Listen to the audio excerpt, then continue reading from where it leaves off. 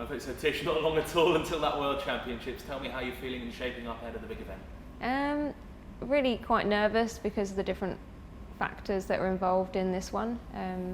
But yeah, excited as well because it's my first Team GB representation. So I'm really happy to be here and I'll make the most of the day, whatever happens. So. Just tell me about some of those factors. Obviously, we've got timing, we've got climate. Just walk me through a few of those. Yeah, so obviously a completely different climate. I don't really stay in such humid conditions normally. And even in training, if you do go to altitude, for example, it's very dry. So it's the opposite of what we have here. Very hot as well, and the race is at midnight, which is a bit of a flip on what we would normally race in. So morning, we would tend to do training and racing. So 11:59 is the race time. So we should be done early hours of the morning. Yeah, how important is what we're doing now? We're in Dubai for holding camp. Acclimatising to conditions, shifting your sleep pattern, things like that. How important is this week then in the context of what's going to be a challenging event for you? It is really important that we try our best to shift things without unnecessary fatigue levels. So still keeping the quality of training sessions, tapering off a little bit. So it gives us a bit more time and a bit more opportunity this coming week to try and shift those patterns better. With training, you do want to be as energetic as you can, as little fatigue sets in, and if you start to shift that consistency, it kind of messes you up a little bit. So we're doing what we can now, but next week will be really important for those shifts to happen. I guess, in a sense, it's embracing the uncertainty. I guess running a marathon through the middle of the night, that's not really necessarily something that you can prepare for. No, and I think that's it's the element of excitement that I'm kind of intrigued as to what it'll feel like. I've done kind of riding and running in the night, but not kind of over that midnight hour. It's going to be more challenging for our body systems rather than mentally. I think that's going to be quite exciting, the element of that.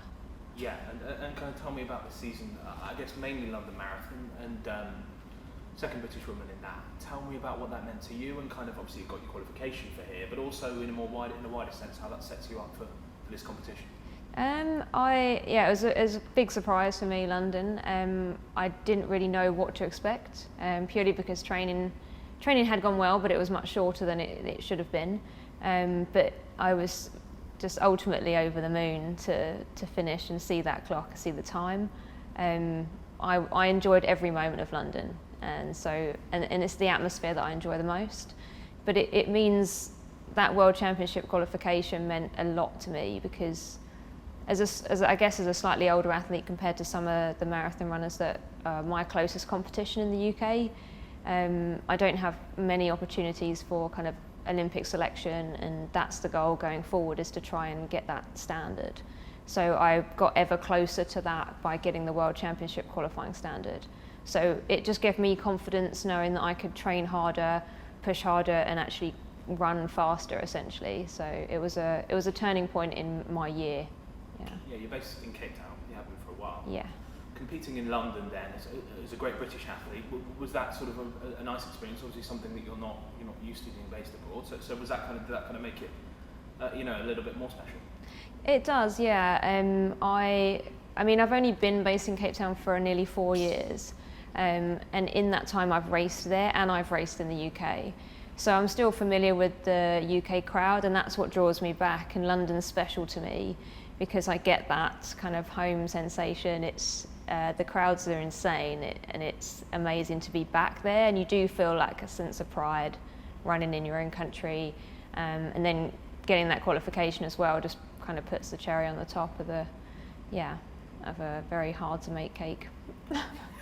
Indeed, you've gone full time this year as well, I think. Yeah. Just putting everything I can, spilling everything into that Olympic goal, and just trying to get there. So I don't have that many Olympic cycles, I guess, to try for. Tokyo is somewhere I really want to experience, and I know it's obviously going to be a tough shot, and there's a lot of competition. But the only way I can kind of pursue that is to put everything into it, and I'm happy to do that. And just finally, how would you judge a successful race, World Championships? Sensible, conservative start.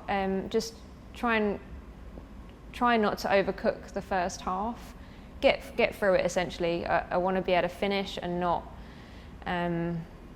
finish. But a top 10 would be amazing.